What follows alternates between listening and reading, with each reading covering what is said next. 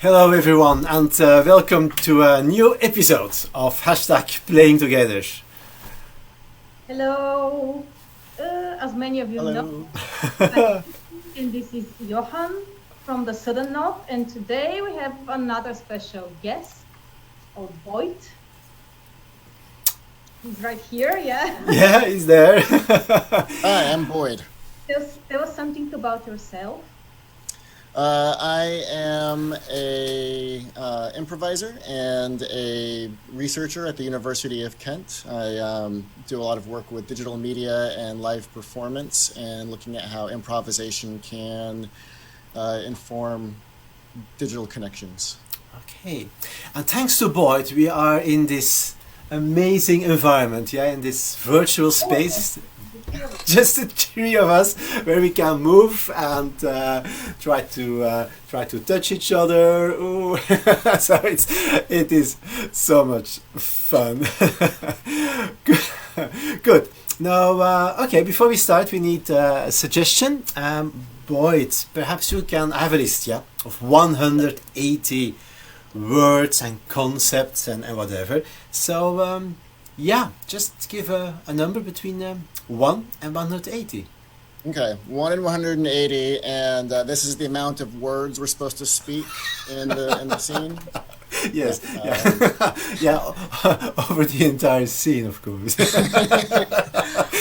Let's go with number 33. 33. Okay, companionship. Oh. Companionship is the theme of today. Now, before we start, Boyd has prepared a new environment for us, and we will be inserted in the environment, and then we start the scene. So, have fun with companionship. So, Desi, can you take us there with a snap of your fingers?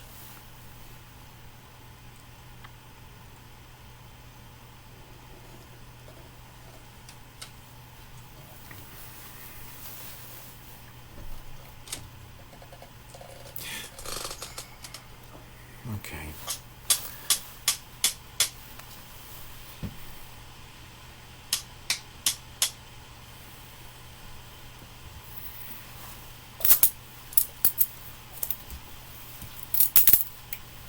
Janet? Yep. Janet? What did I say about taking breaks? Yes, I know, but I was working, I promise. There is a huge crack in the ceiling. That is an act of God. What do we do when God acts? We work even harder. We work hard to earn His love and praise. We do not interfere with God's work. We are doing God's work. So if God wants a hole in our ceiling, we're going to accept it and we're going to use it because the God of building is a carpenter and He gives, right? So let's get our mind a little bit back in the work, all right? Let's get that detailing in. But what if God decides He wants to raid and destroy our workshop with all the instruments around? I hate working with men. I think I'm so much smarter, and only because I'm younger, they're treating me like...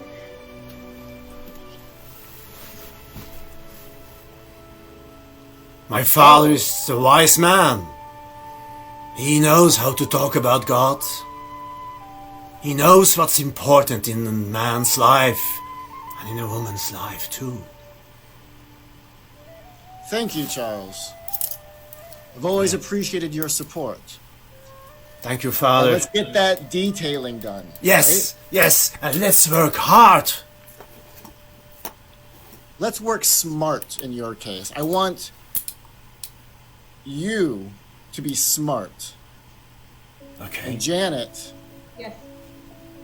I think it's time that you just do the work. I am doing the work, yes, all the work. You are the brains for a collective brain. I am doing all the work. I appreciate it that my father calls me smart. I might actually have a future here in the shop.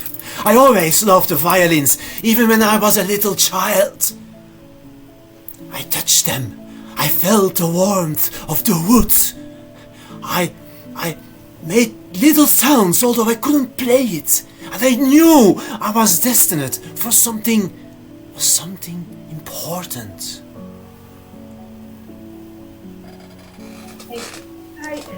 I'm sorry to interrupt, but your father is getting more and more religious, and there is a huge crack in the ceiling, and the rain will destroy everything. My Come children, on. you understand that I'm right here and I can hear both of you. I'm This sorry, feels- Father. This I'm really feels like sorry. a rebellion. No. I'm really sorry, Father. We I put this holy roof over your head. I protect you. You did, from Father. You Many of the did. elements. You did all of that, and we are so grateful for you. Sis, we couldn't live here and work here without you here. Just because I don't feed you, and just because no one is buying any of our instruments, doesn't mean that I'm a failure. I think, sis, our father is Listen, I very concerned about himself. think we should concentrate on important things like this crack, but also who would buy a violin without strings? I'm sorry, I have to say that.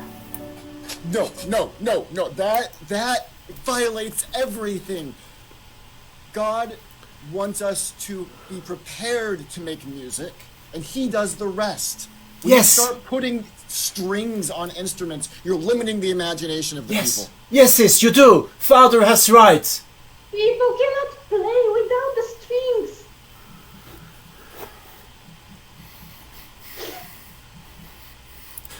Yesterday, this guy who came here, he thought this was a toy shop.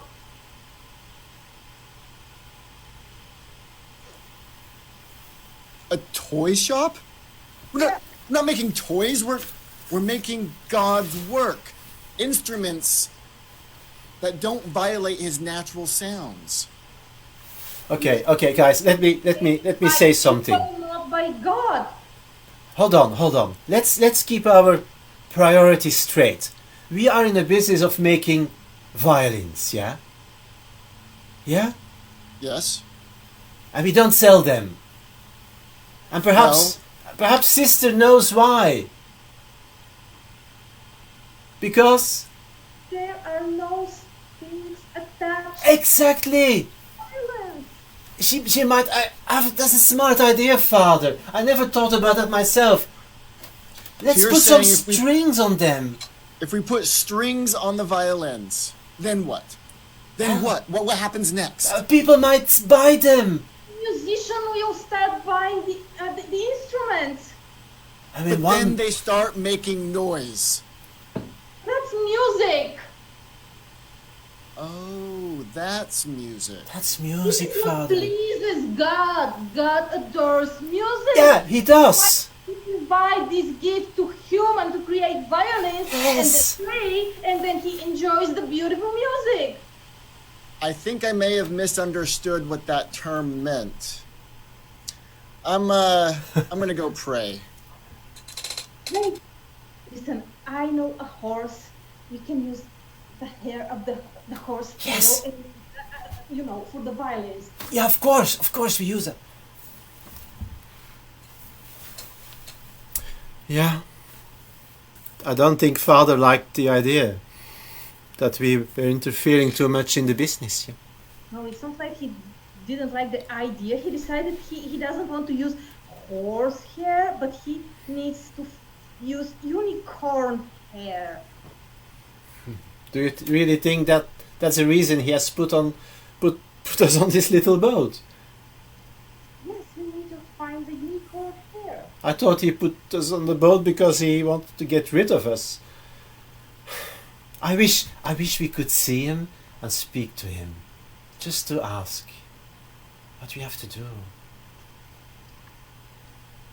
Well, he said if we need something, we can just pray, and God will provide him around us, and we can ask him questions. Okay.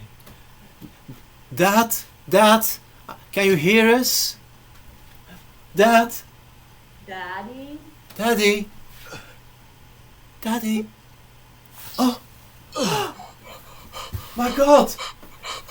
Oh my God, Daddy! Should I help you?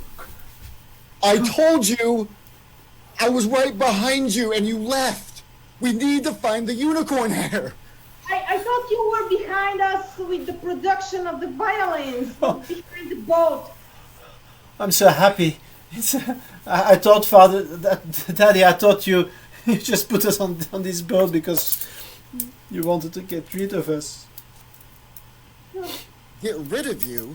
Yeah, I thought that.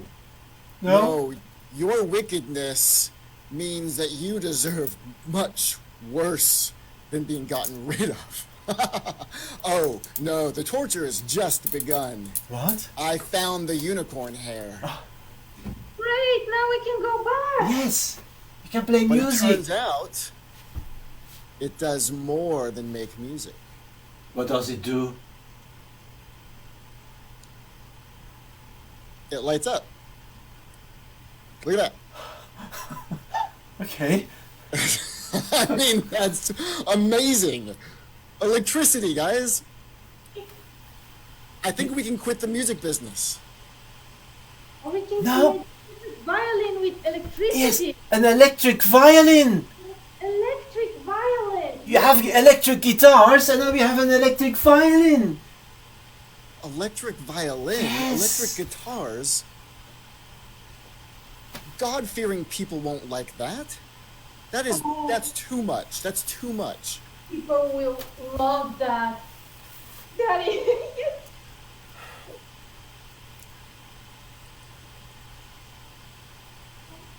You're going to be rich very soon. And then I can find a husband and leave this family. They all. Careful, I can hear you. Tell me your inner thoughts. My inner thoughts. I thought it was a. Father has. Daddy, you're right. You're right. Dad is always right. Always. Yeah. We have a consensus. Yes. Electric instruments are of the devil. Yes. Yes. No, guys, I have something. I have bad news. Yes? We are actually in the ocean on a little boat. So? We will not be able to get back, I think. Oh. Well... We don't have an engine. We don't have sails. We don't have nothing. No, listen, we have a lot. We have all the dolphins around, and with this electric thing, we can create electric dolphins and they can bring us back home. We can use the power of the unicorn hair Yes. to electrify your hands, and then you can paddle us home. Let's do That's that. called companionship. That's called companionship. Row, my let's- children, row. Let's do that. Oh, we are so fast.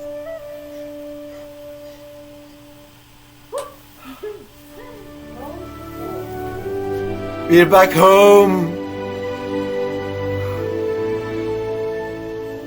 I'm so happy.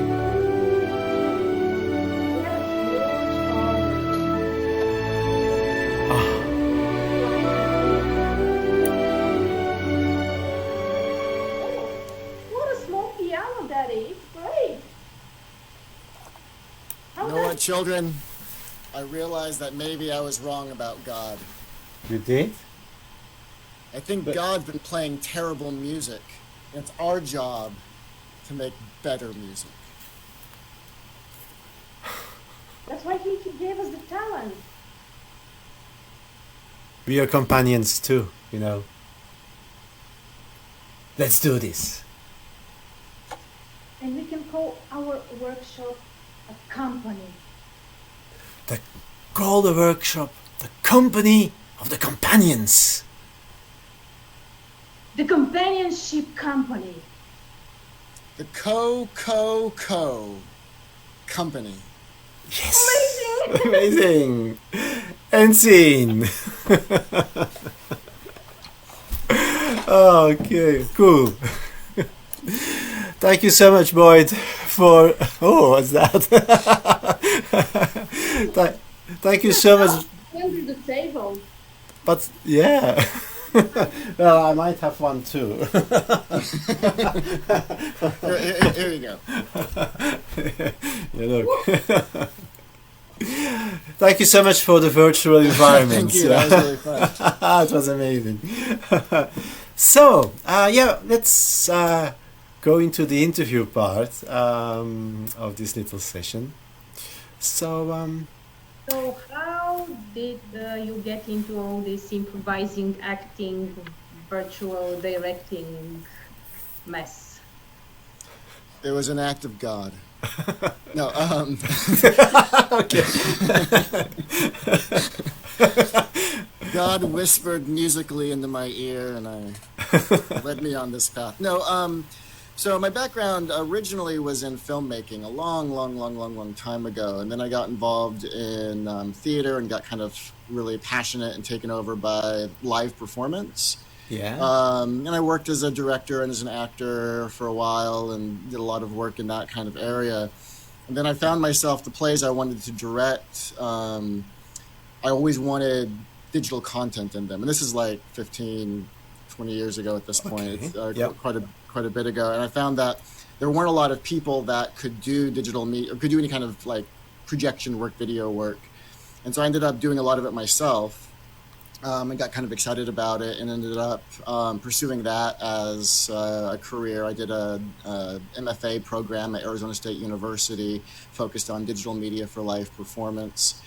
And so ever since then, I've been very, very interested in sort of the live, improvisational aspect of theatrical experience and what we can do with a digital medium, both in a live setting and then actually, it's only recent that I've been working in this digital space like we all have because of Yes, yeah. You also did a research project on that, yeah, on the digital media. So you've seen a lot of improvisers, I guess, working in this type of environment. Do you see that improvisers improvise differently? Absolutely. So, like many of us, I was doing a research project looking at digital. My original research was looking at how avatars and digital masks can affect performance in a projection environment. And then once COVID hit, we couldn't meet obviously physically, so we turned it all into this digital space. And so I began working with different teams to see, well, what does a visual medium like this, we call it teleimmersion, so where we're all in the same virtual environment, how might that affect our ability to be connected with each other? Yeah, and look at each other. And so it's been fascinating. I've worked with, I did a study with 16 professional improvisers, including you guys. That was a lot of fun. And it was really fascinating to see just how quickly improvisers can adapt to this environment, like what we're doing right here, where you're looking as if you're looking at me, but in reality, you're probably looking away from your screen. Not me, but Johan on my screen. I have a little trick with that. I have three screens. I have one left, right, and in front of me. So because I'm a normal person. Yeah. And so this ability of improvisers to kind of work within this medium and work with different kinds of props, and we can share things with each other. I think improvisers are remarkably pushing the kind of medium of video conferencing forward, and so it's really exciting. Yeah. What I especially found when we did the training sessions, you put us in an environment we didn't knew before. It was completely unexpected, and just the environment is like a huge gift, like an audience suggestion, a huge gift, and that triggers a lot in someone. Yeah, you can actually really use it and visualize it as well. So it's a super experience, I thought. Definitely. And what's interesting is this is sort of just the beginning stages when there wasn't an incredible amount of investment in doing digital improv before. Did you guys do any improv via Zoom or anything before the pandemic? No. Desi, you did a little bit? No. Oh. So now how many times a month do you improvise online? 50. Yeah. And I think, this is what's so amazing is, there's a lot of different, the difficulties of the pandemic are huge. But one of the advantages is it's forced us all to kind of reinvestigate what digital communication can be and what it is. Yeah. And I think there's a lot that the commercial industry that's doing all these telecommunications software development can learn from the way improvisers use a medium like this. Because you guys have been working a lot with your own backgrounds. Yes, we do usually. Yeah. True. And that ability. So watching your shows where you use Zoom's native software to replace your backgrounds means that your audience can really visualize you all in the same space, and I think that becomes powerful for the improviser, but it's also powerful for the audience member to feel like they're part of something cohesive. Okay. Yeah, I agree. But so tell us, how can people contact you or see your work somewhere? They can if they know people that I know. Okay. So my main work is I do research at the University of Kent, and I do improvisational training for scientists and for professionals. So I do a lot of applied improv. So my work isn't really. I've had the great fortune to work with amazing companies like Sudden Knot and some other companies that I work with, Improbotics and Twinprov.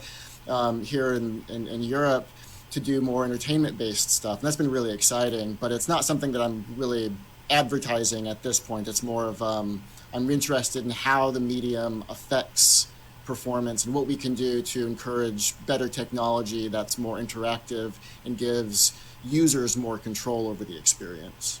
Okay, good. Can you tell us a little bit about the two prof and the how do you call it, the other troupe? Improbotics, yeah. So Improbotics is a company started by Piotr Mirowski and his partner Corey Matthewson, and they developed an artificial intelligence, a chatbot that we improvise with. Okay. And so we have basically this chatbot was trained on Hollywood films and a bunch of literature and these big databases. And then the chatbot gives the lines to one of us as a cyborg. And so we can only say the lines of the chatbot. Okay. And we've been exploring this medium with the robot, and it's been really exciting because now we can actually we're getting to a place where we can actually bring the robot physically on stage in a way that we couldn't in a live setting. Yeah, you have done a couple of offline stage performances, before the pandemic started. Yeah. That's good. I would love to see that in real life one day. Possible. Yeah, hopefully. You talked a bit before we started about the logo we have here. Resilient Monkey. Can you tell us a bit about that too? So Resilient Monkey is a collective that I started with a team of scientists in New York. We all met together at a workshop that I had been offering for the New York Academy of Sciences. They do an annual leadership training for a week where we use applied improv techniques to help them in presenting their messages. And when COVID hit, these scientists that I was working with wanted to see if we could develop something to help people during this time. They were working with a lot of people on the front lines, a lot of medical service workers. Okay. And so we wanted to see, well, could we combine improv and then this sort of digital space and techniques from cognitive behavioral therapy to help people find some creativity and an outlet for being just being a different kind of person during the pandemic. So we've been running workshops with different medical professionals using improv to help them kind of unwind and have fun and connect. Yes. And create. Yeah. And the idea is that it's through the sort of creativity that we're able to be more resilient when stressful times come. Okay, yeah. It's something you hear, I think, more and more, yeah, that applied improv is used in business settings and professions to train people. Oops, to get the